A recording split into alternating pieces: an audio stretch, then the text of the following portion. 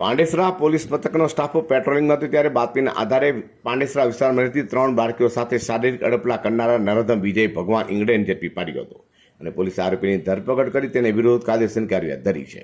ગઈ તારીખ 9/5/2024ના રોજ પાંડેસરા પોલીસ સ્ટેશન ખાતે એક ફરિયાદી બહેને પોતાની 8 વર્ષની દીકરી તથા તેમના બિલ્ડિંગમાં રહેતા અન્ય સાહેદોની બીજી 2 7 વર્ષની અને 6 વર્ષની દીકરીઓ, કુલ ટોટલ 3 દીકરીઓને શારીરિક અડપલા કરી અને વિજય ઇંગોળે કરીને નામનો એક ઈસમ છે એ ભાગી ગયો છે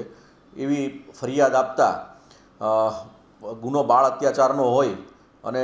પાંડેસરાના પોલીસ ઇન્સ્પેક્ટર શ્રી નાઓએ તાત્કાલિક આઈપીસીની વિવિધ કલમો તથા પોક્સો એક્ટ હેઠળ ગુનો નોંધી અને આરોપી મૂળ વિજય ઇંગલેનો મહારાષ્ટ્રના અકોલાનો વતની હોય તાત્કાલિક એક ટીમ મહારાષ્ટ્ર રવાના કરેલી અને બીજી 3-4 ટીમો જે લોકલ પાંડેસરાના વિસ્તારો છે તેમાં આરોપીની તપાસ કરવામાં આવેલી. દરમિયાન પોકો હરેશભાઈ નાઓની ચોક્કસ બાતમીના આધારે આ વિજય ઇંગોળેની ધરપકડ કરવામાં આવેલી અને મુદ્દત અંદર નામદાર કોર્ટમાં મોકલી આપવામાં આવેલ અને હાલ એ જ્યુડિશિયલ કસ્ટડીમાં છે.